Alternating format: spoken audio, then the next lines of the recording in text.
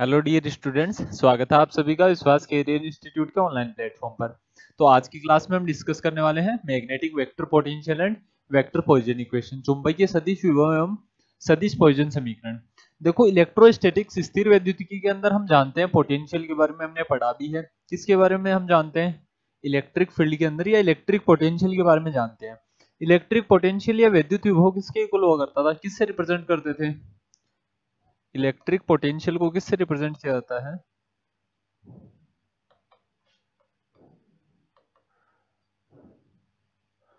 Electric potential को हम represent करते थे फाई से।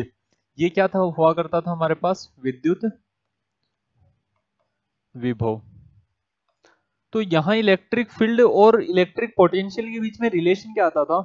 हम यहाँ से एक रिलेशन लिखा करते थे कि जो इलेक्ट्रिक फील्ड है वो किसके इक्वल होगी? Negative gradient of electric potential. जो विद्युत विभव उसकी ऋणात्मक प्रवणता के बराबर कौन होता था?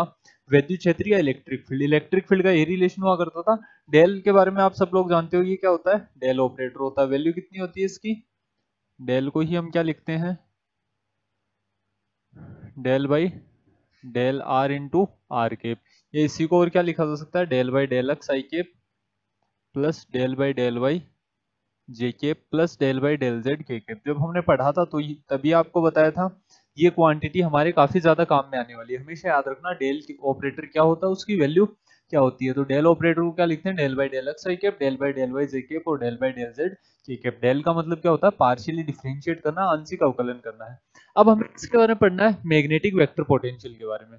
इसके बारे में स्टडी करना हमें चुंबकीय सदिश विभव के बारे में। पहली चीज, हेडिंग से हमें क्या आइडिया लग रहा है कि मैग्नेटिक पोटेंशियल को क्या मान के चलते हैं? वेक्टर मान के चलते हैं। वेक्टर मानने का एक कारण है। कारण क्या है कि जो सोर्स है मैग्नेटिक पोटेंशियल का वो है electric current. Source of magnetic potential is moving charge. Moving charge को हम क्या बोलते हैं? Is current. एक स्टेटमेंट लिख लेना सबसे पहले, ये इक्वेशंस लिखनी है आपको, इंपॉर्टेंट है। इलेक्ट्रिक पोटेंशियल को क्या बोलते हैं? फाई बोलते हैं। ई को क्या बोलते हैं? माइनस डेल फाई बोलते हैं। इनसे आज हम कंपेयर करने वाले हैं। तो जब भी आपसे किसके बारे में पूछा जाए, अभी के लिए नोटबुक में किसके बारे में लिख लो? मैग्नेटिक वेक्टर पोटेंशियल के बारे में। कंप्लीट टॉपिक होने के बाद आपको बता दूंगा मैं कि एग्जाम के अंदर अगर क्वेश्चन आए किस तरीके से क्वेश्चन आ सकता है और किस तरीके से आप उसका आंसर दोगे। पहले जो चीजें जिस फॉर्मेट के अंदर है उस फॉर्मेट के अंदर लिख लेना। सोर्स ऑफ मैग्नेटिक पोटेंशियल कौन होता है? करंट होता है। तो सबसे पहले हिंदी मीडियम वाले इस लाइन को क्या लिख लोगे? चुंबकीय विभव का स्रोत वैद्युत धारा होती है। चुंबकीय विभव का स्रोत वैद्युत धारा होती है। So it is considered vector. इसीलिए इसे क्या माना गया है? सदिश माना गया है। ये कारण है इसको वेक्टर मानने का।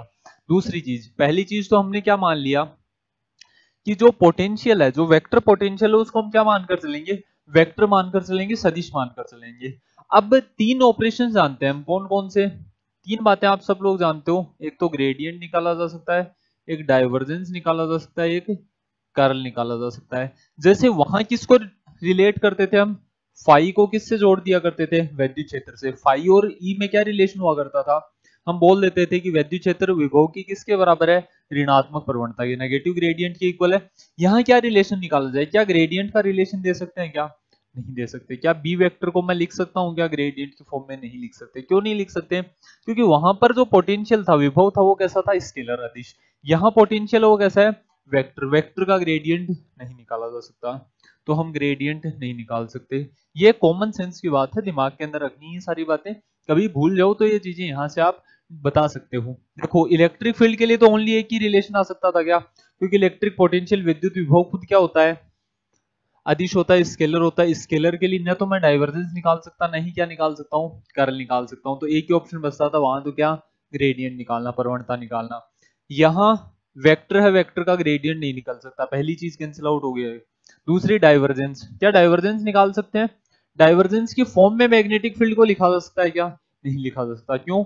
मैग्नेटिक फील्ड चुंबकीय क्षेत्र कैसा? वेक्टर सदिश। पढ़ चुके हैं नाम, बी वेक्टर डॉट डीएल। काम में ले रहे थे ना, बी वेक्टर मतलब चुंबकीय क्षेत्र मैग्नेटिक फील्ड कैसी होती है? वेक्टर होती है। डाइवर्जेंस किसी का भी निकाला जाता है, डाइवर्जेंस निकालते किसका है? वेक्टर का। आता कैसा? स्केलर। समझ में आ रही है क्या बात? डाइवर्जेंस किसका निकाला जाता है? वेक्टर का। आता कैसा है? स्केलर। तो डाइवर्जेंस की फॉर्म में भी हम इसको डिफाइन नहीं कर सकते। किसके फॉर्म में डिफाइन कर सकते हैं? कर्ल की फॉर्म में। कैसे करेंगे? इधर ध्यान देना। एक चीज आप सब लोग जानते हो क्या? हम क्या जानते हैं? वी नो दैट, हम जानते हैं भाई, क्या जानते हैं कि डेल डॉट बी वेक्टर कितना होता है?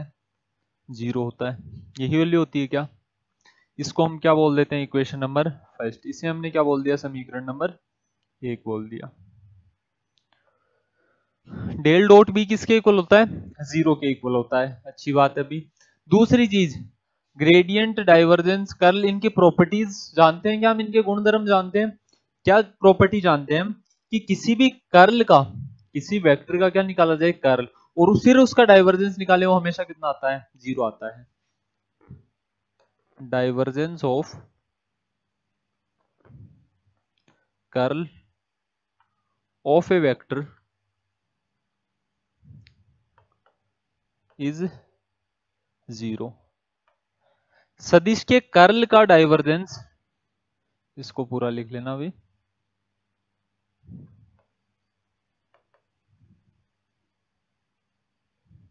सदिश के कर्ल का डाइवर्जेंस सदैव शून्य आता है।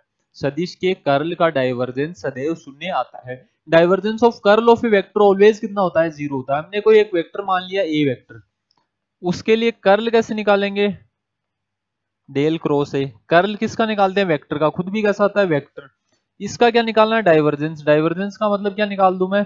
डेल से उसको डॉट प्रोडक्ट कर दिया जाए। ये हमेशा कितना आता है? 0 आता है।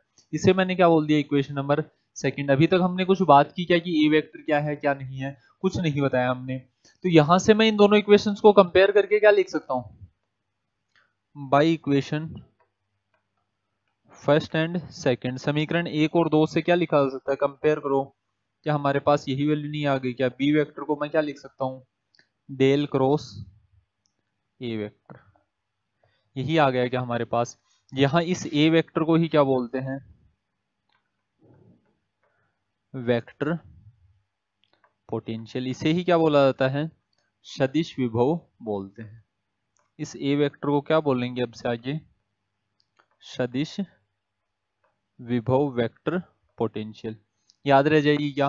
वेक्टर पोटेंशियल की डेफिनेशन बताने के लिए कहा जाए आपको कभी भी कि वेक्टर पोटेंशियल होता क्या है, सदिश विभव किसको बोलते हैं? देखो, पहले हमने थ्योरेटिकल बातें की। ग्रेडियंट नहीं हो सकता, डाइवर्जेंस नहीं हो सकता, कर्ल हो सकता है। ग्रेडियंट क्यों नहीं हो सकता? क्योंकि इसको कैसा माना हमने? वेक्टर माना, सदिश माना है। डाइवर्जेंस क्यों नहीं हो सकता? क्योंकि डाइवर्जेंस वेक्टर का निकाला जाएगा, लेकिन खुद कैसा आएगा? स्केलर। डाइवर्जेंस किसका निकाला जाता है? सदिश का, लेकिन आता कैसा है? अदिश। और चुंबकीय क्षेत्र अदिश नहीं होता ना, वेक्टर होता है। तो एक ही ऑप्शन बचता था क्या हमारे पास? क्या निकालना पड़ेगा? इसका कर्ल। तो वेक्टर पोटेंशियल को डिफाइन करने के लिए कहे, आपसे कहा जाए कि सदिश विभव को परिभाषित करो, डिफाइन करो, तो कैसे डिफाइन कर सकते हो? इसके बारे में लिखना।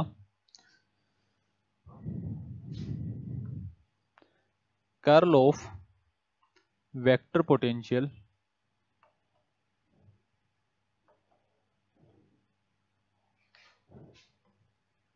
at any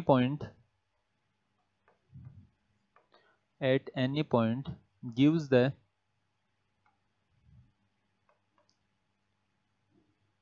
value of magnetic field।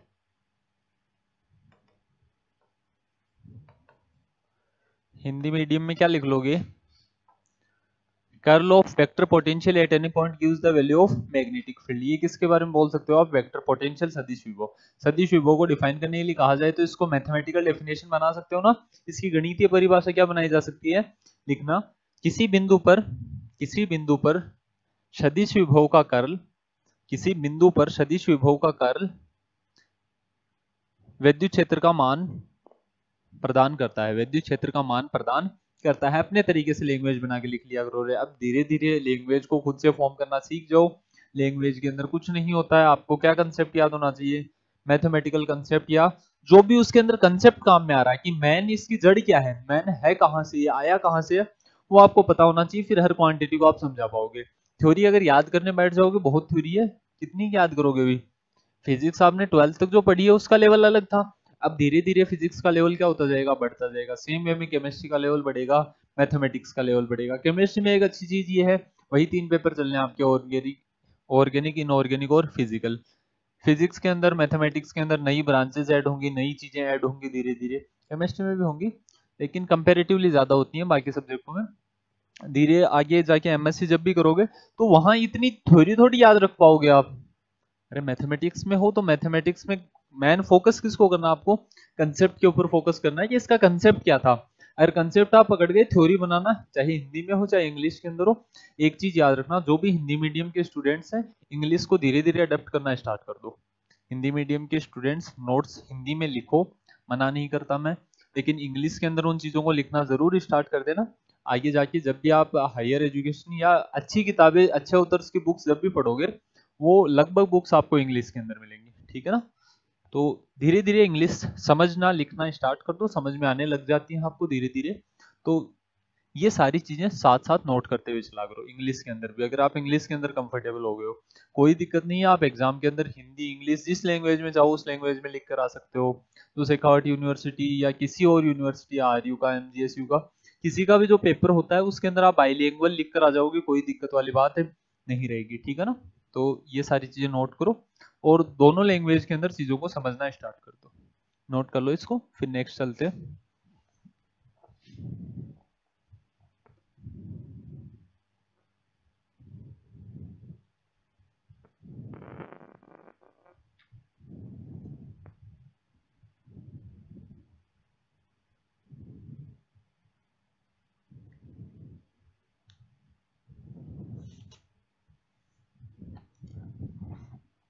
लिख लिया, इसको बोल देना इक्वेशन नंबर 3, इसे हमने क्या बोल दिया, समीकरण नंबर 3। आगे चलते हैं। इसको और किस फॉर्म में लिखा जाता है, एम्पियर्स लॉ जानते हो आप, एम्पियर का नियम जानते हो, उसकी डिफरेंशियल फॉर्म लिखी थी क्या हमने लास्ट क्लास में, तो यहां लिख देते हैं बाई एम्पियर्स लॉ। एम्पियर के नियम की सहायता से मैं क्या लिख सकता हूं, देखो हमने अभी एक बात लिखी यहां पर, वो क्या लिखी कि source of magnetic potential is current.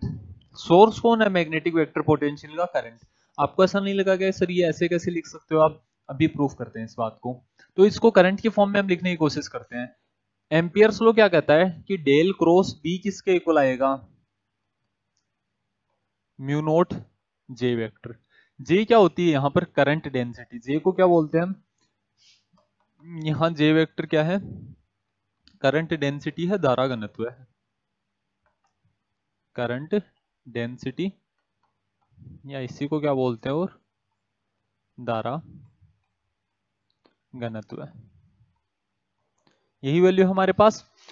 यहाँ बी वेक्टर की वैल्यू हम जानते हैं क्या, अभी हमने बी वेक्टर की वैल्यू निकाली है। बी वेक्टर को और क्या लिख सकते हैं, डेल क्रॉस ए, इस फॉर्म के अंदर लिखा जा सकता है क्या, क्या इस इक्वेशन की हेल्प ले सकते हैं। तो हमारे पास इक्वेशन क्या बन जाएगी, del cross A. Triple vector cross product आता है सभी को, जब भी 3 वेक्टर्स किसके अंदर हो, क्रॉस प्रोडक्ट के अंदर हो, तो उनको किस फॉर्म में के अंदर लिखा जाता है, क्या A vector cross B vector cross C vector नहीं है क्या।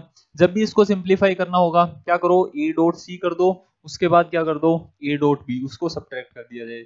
देखना यहाँ ध्यान देना, जब भी इस फॉर्म में हो 3 vectors, A vector cross B vector cross C vector, ये किसकी प्रॉपर्टी है, वेक्टर की। वेक्टर की एक आइडेंटिटी होती है ना क्रॉस प्रोडक्ट निकालने के लिए। ए क्रॉस बी क्रॉस सी जब भी हो, सबसे पहले क्या करो, ए सॉरी क्रॉस नहीं आएगा ना यहाँ, क्या करना है, A vector dot B vector into क्या कर दोगे, सी वेक्टर, माइनस क्या आ जाएगा, ए वेक्टर डॉट, उल्टा लिख दिया रे, देखो ए क्रॉस बी क्रॉस सी हमेशा कितना होता है, सबसे पहले क्या करो, क्या हो रखा आज, ए डॉट सी करो, इसको किससे मल्टीप्लाई कर दो, बी से, माइनस क्या आ जाएगा, ए डॉट बी इंटू में क्या बचेगा हमारे पास, सी बचेगा। यही वैल्यू आएगी क्या, इस वेक्टर आइडेंटिटी की हेल्प यहां पर लें। यहां कितना है, डेल क्रॉस, ये ए है ये बी है, ये कितना है, सी। सबसे पहले क्या करना है, A dot C, A dot C मतलब डेल डॉट ए, यही वैल्यू आएगी क्या, इंटू कर देना है डेल। इस डेल को पहले लिखो या बाद में लिखो कोई फर्क नहीं पड़ता ना, ये स्केलर क्वांटिटी रहेगी तो स्केलर से पहले मल्टीप्लाई करो चाहे बाद में मल्टीप्लाई करो, क्या फर्क पड़ता है। माइनस कितना आ जाएगा सी, सी वेक्टर की जगह कौन है ए वेक्टर। इससे पहले क्या है हमारे पास, इससे पहले क्या वैल्यू है A dot B, A dot B हमें क्या करना है del vector dot del vector into में क्या आ जाएगा ए वेक्टर। ये कंप्लीट वैल्यू किसके इक्वल आ गई म्यू नोट जे वेक्टर के। अब हमें पता है ए वेक्टर का सोर्स कौन इलेक्ट्रिक करंट, अरे यहां आ रहा ना इलेक्ट्रिक करंट। ए वेक्टर का स्रोत कौन होता है करंट, और करंट की कंटिन्यूटी के कारण जो भी कंटिन्यूअस वेक्टर्स हैं उनके कारण हम डेल डॉट ए को क्या लिख सकते हैं जीरो के इक्वल लिख सकते हैं। ए वेक्टर उसका डाइवर्जेंस हमेशा कितना आएगा जीरो आएगा, इसी कारण से हम इसको डाइवर्जेंस के फॉर्म में नहीं निकाल रहे थे मैग्नेटिक फील्ड को। तो यहां से मैं क्या लिख रहा हूं ये जो डेल डॉट ए वेक्टर है मतलब वेक्टर पोटेंशियल का डाइवर्जेंस है वो हमेशा कितना आएगा जीरो आएगा। क्यों आएगा इसका रीजन लिख लेना ड्यू टू कंटिन्यूटी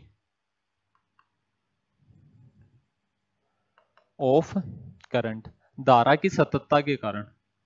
धारा कैसी होती है सतत प्रवाहित होती है ना, तो धारा की सततता के कारण डेल डॉट ए वेक्टर हमेशा किसके इक्वल होता है जीरो के equal. Del dot del same vectors का प्रोडक्ट डॉट प्रोडक्ट करने पर वही सेम वैल्यू आ जाती है क्या A vector dot A vector क्या होगा A B A cos theta.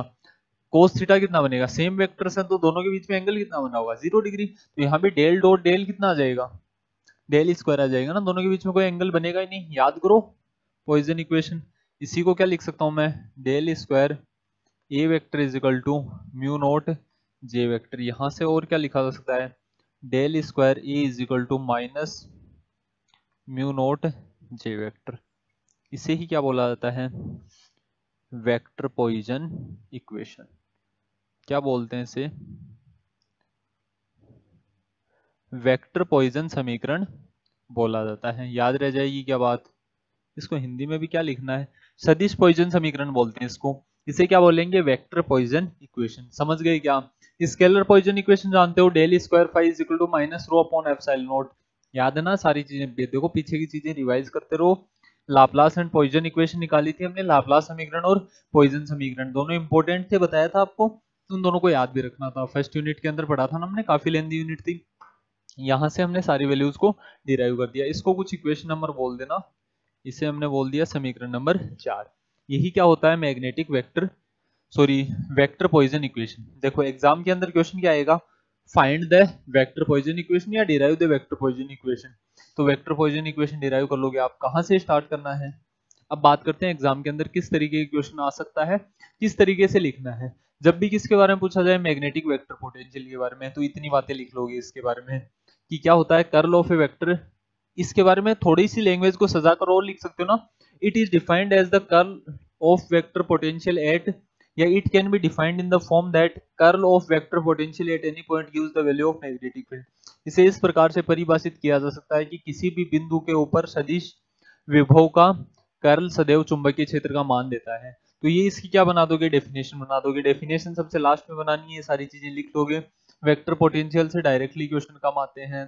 Question किससे आते हैं आगे, जब इसकी हेल्प से हमें क्या डिराइव करना होता है बायोसावर्ट लो। बायोसावर्ट का नियम इसके हेल्प से हम डिराइव करते हैं, वो एग्जाम में पूछे जाने के चांस ज्यादा है। दूसरी चीज क्या पूछ सकता है आपसे vector Poisson equation. Vector Poisson equation निकालने के लिए यहां से स्टार्ट करोगे, ये कंप्लीट बातें लिखनी है, इंपॉर्टेंट होती है वेक्टर पॉइजन इक्वेशन सदिश पॉइजन समीकरण। यहां तक नोट कर लो इसको।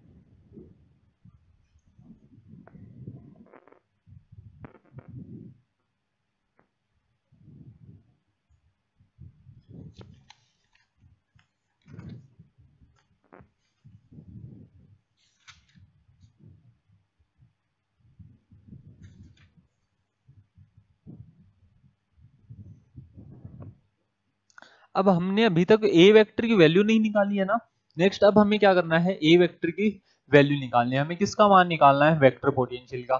ये वैल्यू हम किससे निकालेंगे कंपैरिजन से। पहली चीज मैंने किसके बारे में लिखी इलेक्ट्रिक फील्ड के बारे में, क्योंकि हम इन सारी चीजों को आपस में क्या कर सकते हैं कंपेयर कर सकते हैं। देखो मैग्नेटिक स्टैटिक्स पढ़ने का, चुंबकत्व पढ़ने का सबसे अच्छा बेनिफिट यह है कि आप हर जगह पर इसको किससे कंपेयर कर सकते हो इलेक्ट्रोस्टैटिक्स से, स्थिर वैद्युतिकी से इसकी क्या की जा सकती है तुलना की जा सकती है। तो कंपैरिजन किस फॉर्म में करते हैं, कैसे कंपैरिजन का बेनिफिट होता है इधर ध्यान देना। सबसे पहले क्या हम पॉइजन इक्वेशन जानते हैं क्या स्टैटिक इलेक्ट्रिक फील्ड के लिए? By Poisson equation for static electric field, स्थिर वैद्युत क्षेत्र के लिए, स्थिर वैद्युत क्षेत्र के लिए पॉइजन समीकरण की सहायता से, स्थिर वैद्युत क्षेत्र के लिए पॉइजन समीकरण की सहायता से क्या लिख सकते हैं हम? डेल स्क्वायर फाई किसके इक्वल हुआ करता था? Minus rho upon epsilon not, यही वैल्यू हुआ करती थी क्या हमारे पास? इसको मैंने कुछ इक्वेशन नंबर बोल दिया, लास्ट कहां तक हो गई थी? फोर्थ। इसे हमने क्या बोल दिया? Equation number 5। कुछ समझ में आ रहा है क्या आपके? किसको किससे कंपेयर किया जाएगा? हम किसको किससे कंपेयर करने वाले हैं? देखो इन दोनों इक्वेशंस को कंपेयर करें तो यहां वहां 1 अपॉन एप्सिलॉन नॉट का कंपैरिजन किससे होता है? म्यू नॉट से। यहां हमारे पास क्या आ रहा है? रो। यहाँ क्या आता है? जे वेक्टर। यहाँ क्या आ रहा था? फाई। यहाँ पर कौन आया है? A vector. यहाँ कौन थी? E vector, electric field. यहाँ पर मैग्नेटिक फील्ड को किससे रिप्रेजेंट किया जाता है? बी वेक्टर से। ये कंपैरिजन है किसके अंदर? इलेक्ट्रोस्टैटिक्स और मैग्नेटोस्टैटिक्स के अंदर, मतलब इलेक्ट्रिक फील्ड और मैग्नेटिक फील्ड के अंदर ये एक तरीके का क्या है? कंपैरिजन है। ये रो है, थोड़ा सा घुमा के लिख देना, पी ना लगे तुम्हें। ये क्या है यहाँ पर? रो अपॉन एप्सिलॉन नॉट। समझ गए क्या? जब भी हमारे पास इस तरीके से वैल्यू आती थी, हम पोटेंशियल का रिलेशन जानते थे क्या? विभव को हम किस फॉर्म में लिखा करते थे? अरे वहां पर पोटेंशियल को किस फॉर्म में लिखा जाता था? किसी भी वॉल्यूम के लिए मल्टीपोल एक्सपेंशन पढ़ चुके हैं क्या हम? अरे डाइपोल के लिए, या फिर डाइपोल के लिए ही आप मेजरली बात करें तो आप पोटेंशियल की वैल्यू जानते हो। द्विध्रुव के लिए विभव का मान कितना होता था? किससे रिप्रेजेंट करेंगे? यहां ध्यान देना, हेयर द पोटेंशियल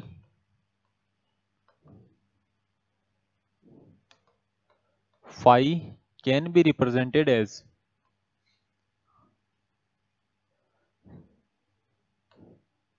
विभव फाई को निम्न प्रकार से प्रदर्शित किया जा सकता है। विभव फाई को निम्न प्रकार से प्रदर्शित किया जा सकता है। पोटेंशियल कितना है यहाँ पर? फाई किस फॉर्म में लिखते हैं हम? 1/4 pi epsilon naught, 1/4 pi epsilon naught rho DV by R. किसके लिए इंटीग्रेट कर देते थे? किसी वॉल्यूम वी के लिए। तो अब हमें क्या करना है? इक्वेशन 4 और 5 को कंपेयर करना है।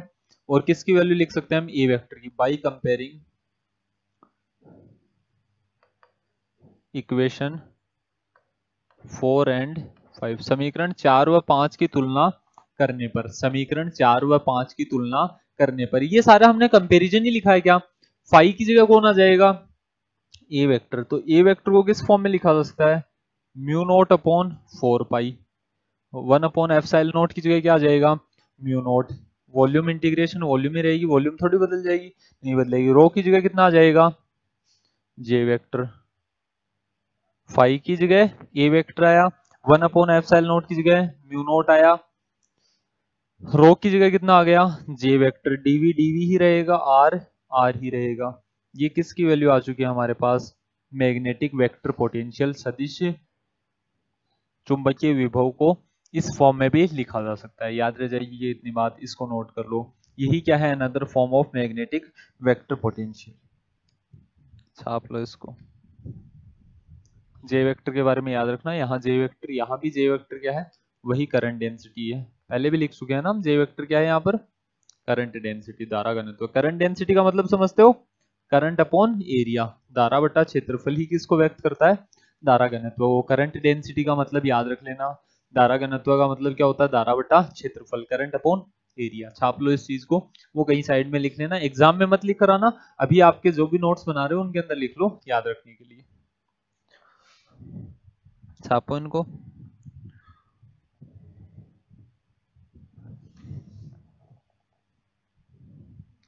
अब जो नेक्स्ट टॉपिक है वो थोड़ा ठीक ठाक इंपॉर्टेंट है।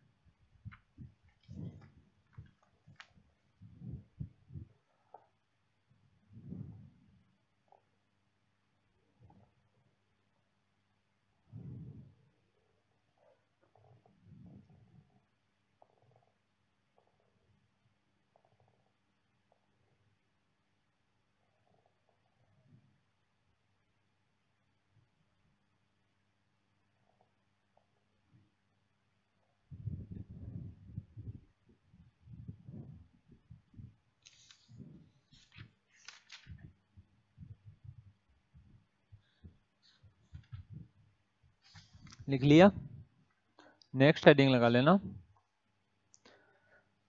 डिडक्शन ऑफ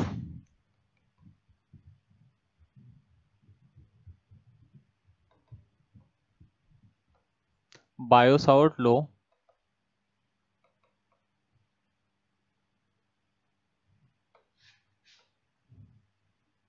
बाई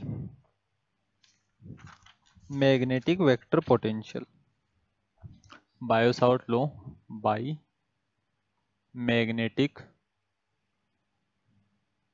वेक्टर चुंबकीय सदिश विभव की सहायता से,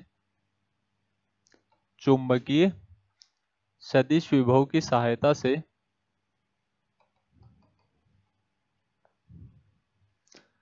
बायो-सावर्ट का नियम लिख लोगे, चुंबकीय सदिश विभव की सहायता से बायो-सावर्ट का नियम, Biot-Savart law by the help of, या फिर deduction of Biot-Savart law by magnetic vector potential. हमें क्या करना है, चुंबकीय सदिश विभव की सहायता से बायो-सावर्ट का नियम सिद्ध करना है। बायो-सावर्ट का नियम वैसे तो आप सब लोग जानते हो, 12th के अंदर आप डायरेक्टली लिख दिया करते थे क्या, Biot Savart law dB equal to mu naught upon 4 pi I dl sin theta बटा r स्क्वायर। सबको याद है क्या, एक इक्वेशन लिखा करते थे आप 12th क्लास के अंदर बायो-सावर्ट लॉ में, dB किसके इक्वल होता है, mu naught upon 4 pi I dl sin theta, upon में कितना लिख देते थे, r स्क्वायर। क्या इसका कभी प्रूफ पढ़ा था 12th क्लास में?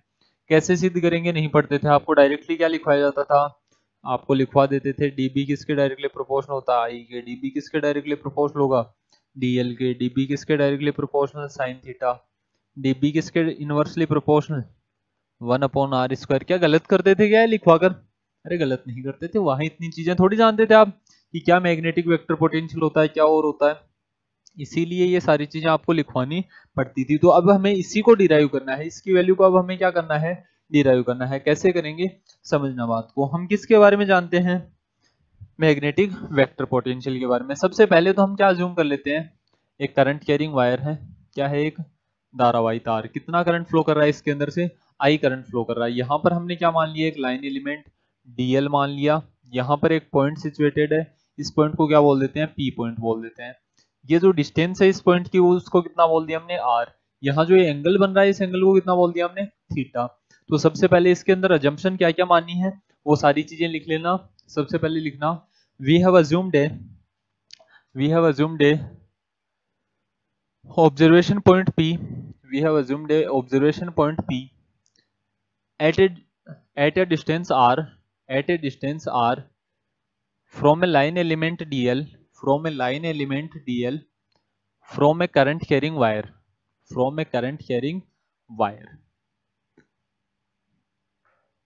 the Biot-Savart law can be derived as, for this the Biot-Savart law can be derived as, normally लिख लेना बस, जो डायग्राम के अंदर बनाया वही चीजें एजम्पशन के अंदर लिखनी है। माना कि प्रेक्षण बिंदु P है, माना कि प्रेक्षण बिंदु P है, जिसकी धारावाही तार के रेखा अल्पांश,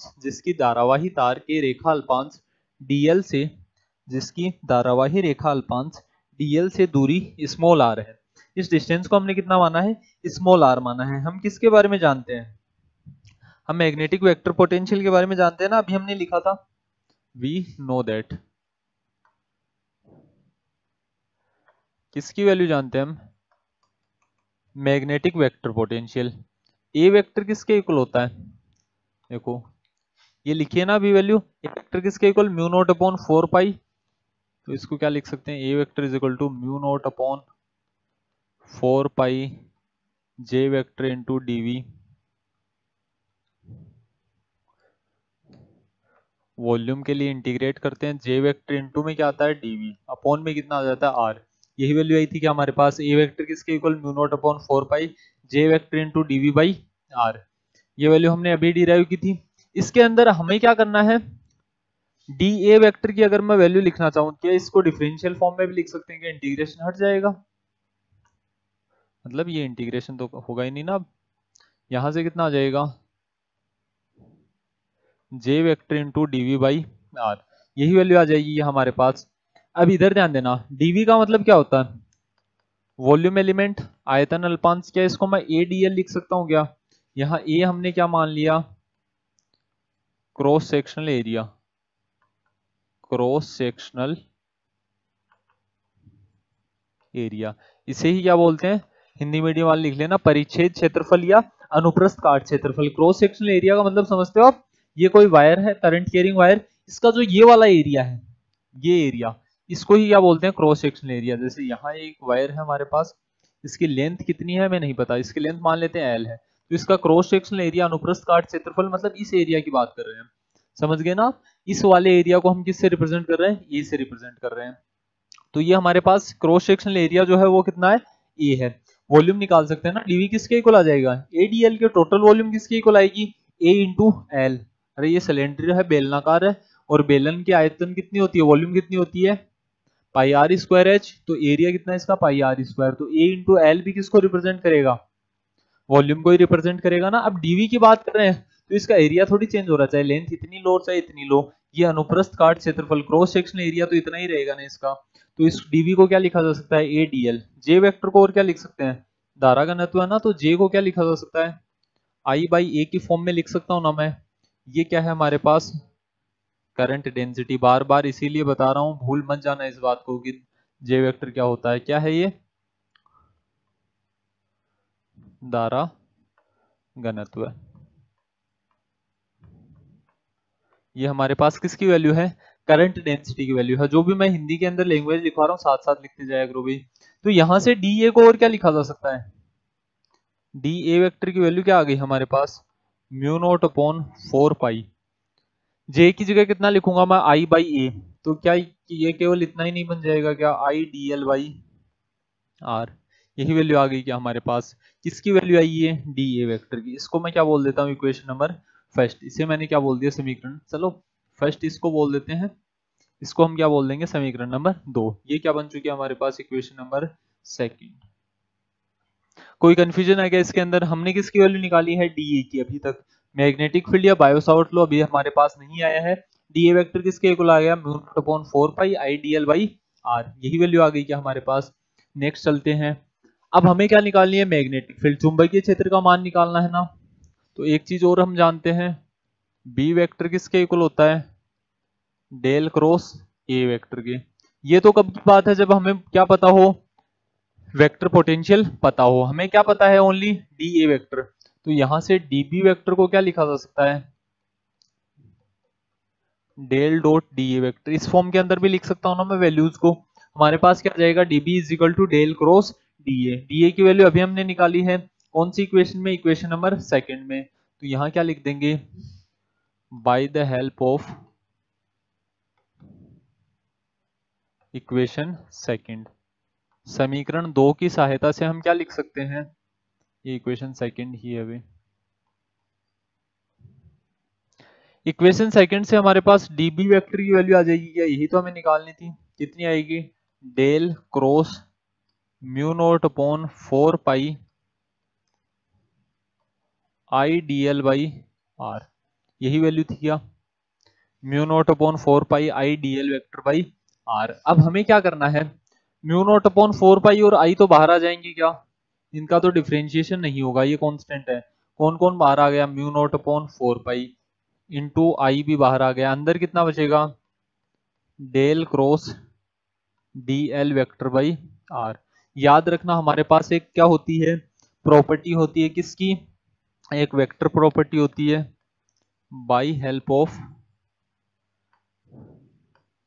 ए वेक्टर प्रॉपर्टी, वेक्टर आइडेंटिटी लिख लो। चलो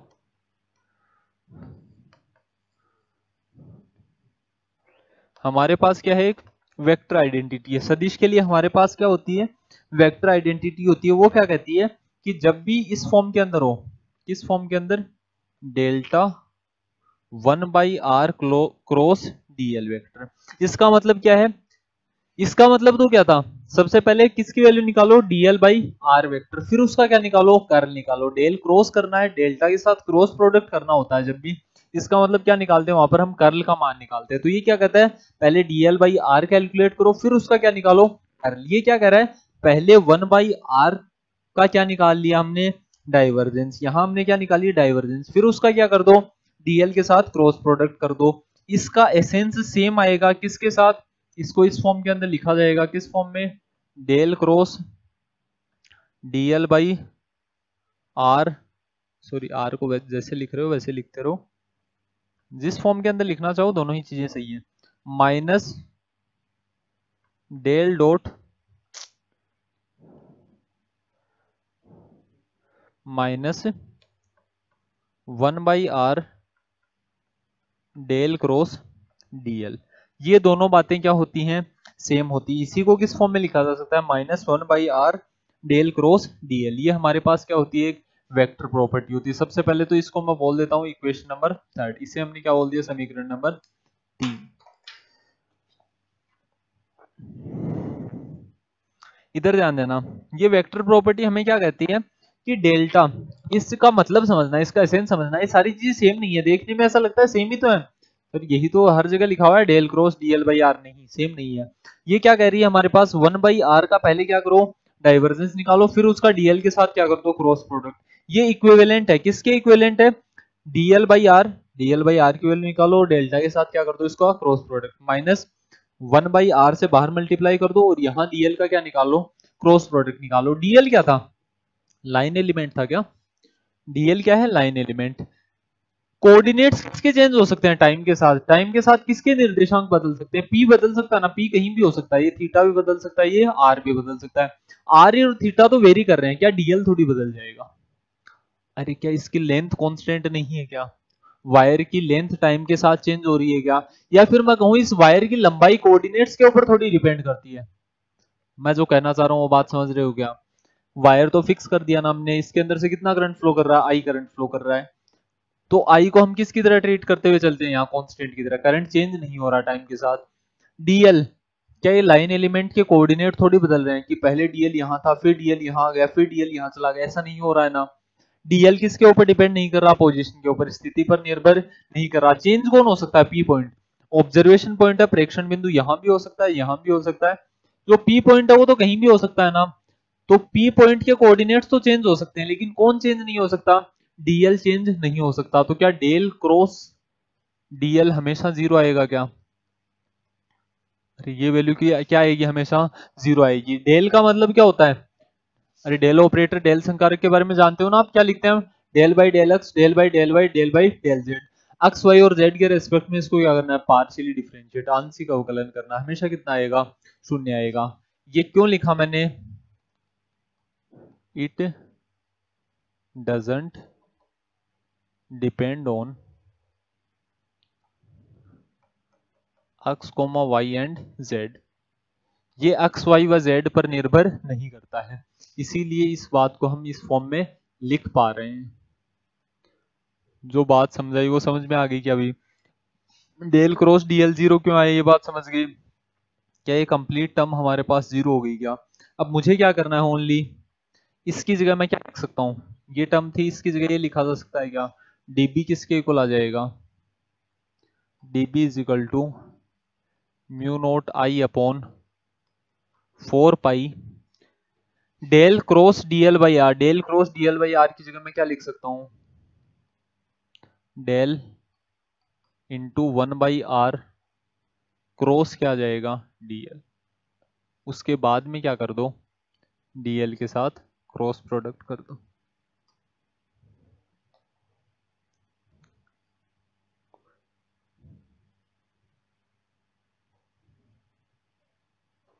समझ गए। अब हमें किसकी वैल्यू निकालनी है, एक तरीके से देखा जाए तो डेल 1/r की। r के बारे में सब लोग जानते हो क्या, इसको मैं क्या बोल देता हूँ, इक्वेशन नंबर 4 बोल दिया, इसे हमने क्या बोल दिया, समीकरण नंबर 4। r के बारे में हम क्या जानते हैं, r क्या होता है, पोजीशन वेक्टर। पोजीशन वेक्टर को क्या लिखा जा सकता है, एक्स आई के प्लस वाई जे के प्लस जेड के केप, ये आर वेक्टर की वैल्यू है। क्या मुझे डेल 1/r वेक्टर निकालना है क्या, नहीं, मुझे ओनली क्या निकालना है, 1/r। आर की वैल्यू कितनी आ जाएगी, ओनली इसका मैग्नीट्यूड निकाला जाए, तो वेक्टर का मैग्नीट्यूड आप जानते हो कितना होता है, root X square plus Y square plus Z square के। इसको मैं इसी फॉर्म में लिख सकता हूँ क्या, X square plus Y square plus Z square complete की पावर कितनी आ जाएगी, 1/2। मुझे क्या निकालना है, 1/r, तो इसको डिवाइड में लेकर आ जाओ। डिवाइड में लेकर आ गए, इसका मतलब एक तरीके से मैं ये बोल सकता हूँ ना, पावर माइनस हो जाएगी, अरे पावर नेगेटिव हो जाएगी बस, और कुछ इफेक्ट थोड़ी आएगा खास। इसको अपॉन के अंदर लिखो या पावर को क्या लिख दो डायरेक्टली, नेगेटिव लिख दो, दोनों बातें सेम ही है ना। अब मुझे क्या करना है, डेल इंटू 1/r, इसकी वैल्यू निकालनी है क्या। डेल का मतलब क्या होता है, del by del X I cap plus del by del Y J cap plus del by del Z, जो भी साथ में वो आ गया, साथ में क्या कर दो के केप। इसी की वैल्यू निकालनी है क्या, 1/r में निकाल चुका हूँ। 1/r की वैल्यू कितनी है, X square plus Y square plus Z square की पावर -1/2। इसको ओनली क्या करना है, पार्शियली डिफरेंशिएट करना, आंशिक अवकलन करना है। करना आता है कि आपको पार्शियल डिफरेंशिएशन आता ही होगा इतना तो। किसकी वैल्यू निकालनी है मुझे, डेल्टा 1/r की, डेल्टा 1/r किसके इक्वल आ गया, सबसे पहले अक्स के रेस्पेक्ट में पार्शियली डिफरेंशिएट करो। r की वैल्यू कितनी है, 1/r की वैल्यू कितनी है, X square plus Y square plus Z square. इसको अक्स के रेस्पेक्ट में क्या करना है, पार्शियली डिफरेंशिएट, आंशिक अवकलन करना है। किसका, X square plus Y square plus Z square की पावर -1/2 का। क्या होता है एक्स की पावर n का, एक्स की घात n का पार्शियल डिफरेंशिएशन, आंशिक अवकलन किस रूप के अंदर किया जाता है, क्या जाता है हमारे पास, n एक्स की पावर n-1, यही वैल्यू आती है क्या, n की जगह कितना है -1/2, तो यहाँ कितना आ जाएगा -1/2 n एक्स की power, X square plus Y square plus Z square की पावर n एक्स की पावर n-1, -1/2 -1 कितना आ जाएगा -3/2।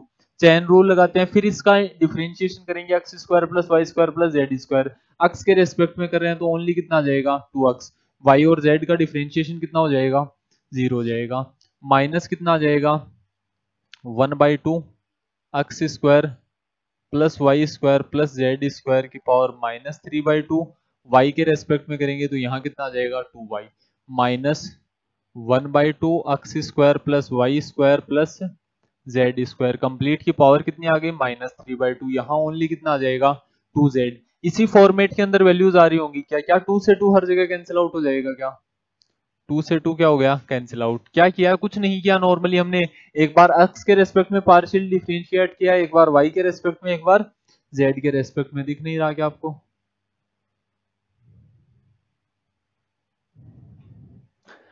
ठीक है भाई, एक्स वाई और जेड के रेस्पेक्ट में उसको ओनली क्या किया गया है, पार्शियली डिफरेंशिएट। हमारे पास वैल्यू आ रही है क्या, डेल 1/r, इस वैल्यू को किस फॉर्म के अंदर लिखा जा सकता है, देखो देखिए साथ में आई केप जे केप और के केप भी थे ना, यहाँ आई केप था, यहाँ कितना है जे केप, यहाँ लास्ट में कितना आ जाएगा के केप। कॉमन क्या आ रहा है सब में से, minus x square plus Y square plus Z square की पावर -3/2, ये सब में से कॉमन आ गया क्या, अंदर कितना बचेगा, केवल अंदर वैल्यू केवल कितनी बचेगी, X I cap plus Y J cap plus Z K cap.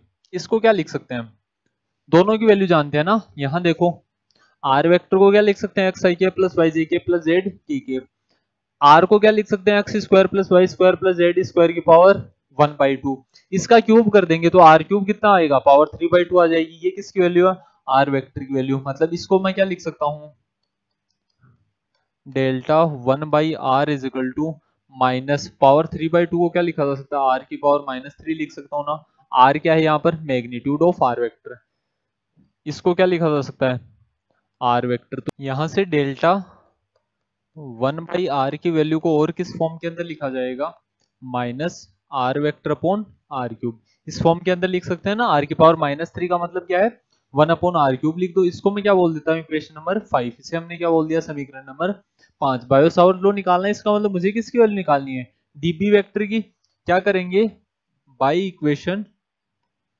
5 in equation number 4, समीकरण 5 से किसके अंदर मान रखना हमें, समीकरण नंबर 4 में।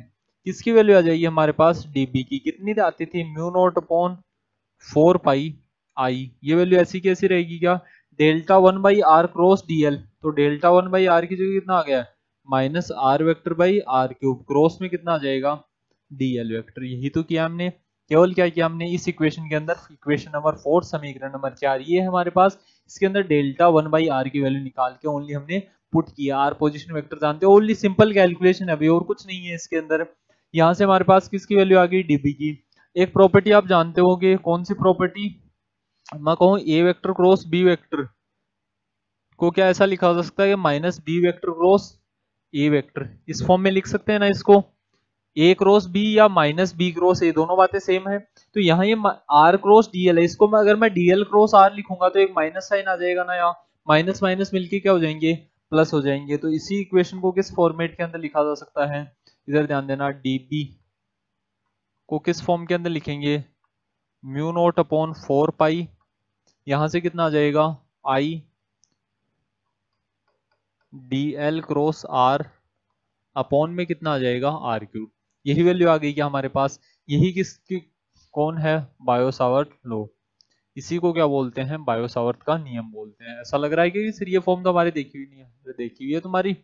डीएल और आर के बीच में एंगल कितना है, थीटा। ए क्रॉस बी का फॉर्मूला सब लोग जानते हो क्या होता है, ए बी साइन थीटा। यहां से इसका मैग्नीट्यूड लिखना चाहे, केवल परिमाण लिखना चाहे, कितना आ जाएगा, म्यू नोट अपॉन 4 पाई आई, कितना आ जाएगा, डीएल आर साइन थीटा। ये होता है ना, ए क्रॉस बी कितना होता है, ए बी साइन थीटा। तो A B sine theta upon में कितना है, आर क्यूब। ये दोनों वैल्यूज कैंसिल आउट होंगी ना, आर से आर क्यूब को कैंसिल आउट करेंगे, केवल कितना बचेगा, आर स्क्वायर। डीबी की वैल्यू कितनी आ गई, dB is equal to mu naught upon 4 pi I D l sine theta बट्टा आर स्क्वायर। यही क्या होता है हमारे पास, बायो सावर्ट लॉ होता है। तो यहां लिख लेना, इसको क्या बोल देंगे, इक्वेशन नंबर 6। क्या लिख सकते हैं यहां हम, here equation 6 represents Biot Savart law. समीकरण 6 बायो सावर्ट के नियम को व्यक्त करता है। समझ गए क्या, proof of Biot Savart law. आसान थी क्या सारी चीजें, कुछ नहीं किया हमने भाई।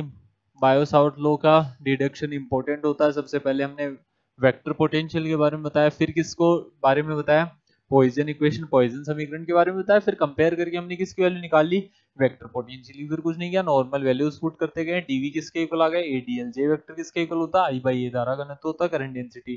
डीए की वैल्यू आ गई, डी आती हम क्या निकाल सकते थे, मैग्नेटिक फील्ड, चुंबकीय क्षेत्र निकाल सकते थे। मैग्नेटिक फील्ड की वैल्यू डिराइव की है। उसके बाद क्या पुट किया हमने, एक वेक्टर आइडेंटिटी काम में ली है। इस वेक्टर आइडेंटिटी को थोड़ा सा याद रख लेना आप। यहाँ डेल क्रॉस डीएल हमेशा किसके इक्वल रहेगा, जीरो के इक्वल, क्योंकि डीएल किसके ऊपर डिपेंड नहीं करता है, कोऑर्डिनेट्स या निर्देशांकों पर निर्भर नहीं करता है। यहाँ से वैल्यूज पुट किए हैं, किसकी वैल्यू निकाली थी हमने, del cross, sorry del dot 1/r या डेल 1/r की वैल्यू निकाल ली, कितनी आई, minus R vector by are cube. उस वैल्यू को वापस इक्वेशन नंबर 4 में पुट किया, तो हमारे पास किसकी वैल्यू आ गई, बायो सावर्ट लॉ की। तो ये इतना ही है भाई बायो सावर्ट का नियम। आज की क्लास में इतना ही, बाकी मिलते हैं नेक्स्ट क्लास में नेक्स्ट टॉपिक के साथ। तब तक के लिए धन्यवाद।